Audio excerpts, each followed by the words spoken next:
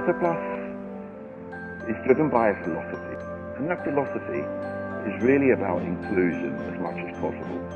That inclusion is not just making it accessible to everybody, but it's also about integrating the community or involving the community together so that they work in partnership in order to make it, if you like, the community, make the country a better place to live in. Basically, run a shoe company which is based in Malaysia for the past 3 years or so, since 2012. We make women's shoes. We design, distribute women's shoes to retailers. Coming from an engineering background sort of helped me to seek for technologies a bit differently, either using recyclable materials or green energy stuff. It's always something different. You have to be able to communicate that difference with passion and with storytelling, essentially storytelling. So master the craft of storytelling. To make a good cup of coffee is a PLC. You need to have that tender loving care for each cup of coffee that you make to a customer. What have been the greatest challenges for you? Many times we have felt flat on our face and we still pull ourselves back up and, still push ourselves, still want to innovate, still want to keep on going in this industry and educate everyone. It can be the mentor. We've gone through it. Right. We've been through it. We know the business in and out. I think if you're going to start a business, you've got to have some element of passion in it, some interest in it. It shouldn't be purely about making money. Because that's really going to translate into how you do things.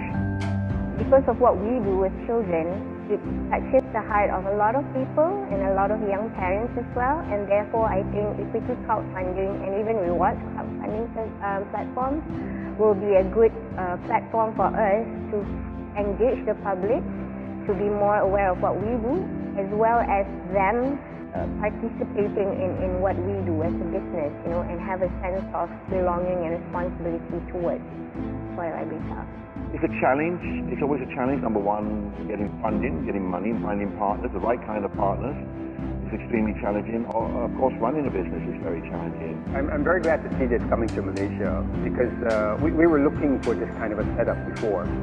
Investors, I think they look for more than just how good a business idea is or a business concept is. They look at the people behind it, of course.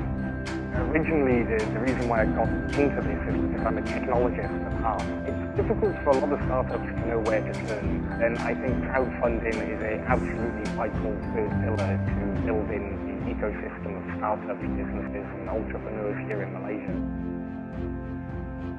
Now, have any of you dealt with investors? No, actually. Not at all. The way I see it, especially when you look at the local scene, just knowing how much talent there is.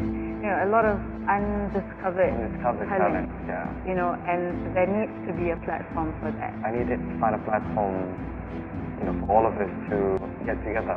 So that's why we started this multi-label concept store for great fashion designers in Malaysia to come together and work together and possibly collaborate as well. I'm always worried about not being able to contribute.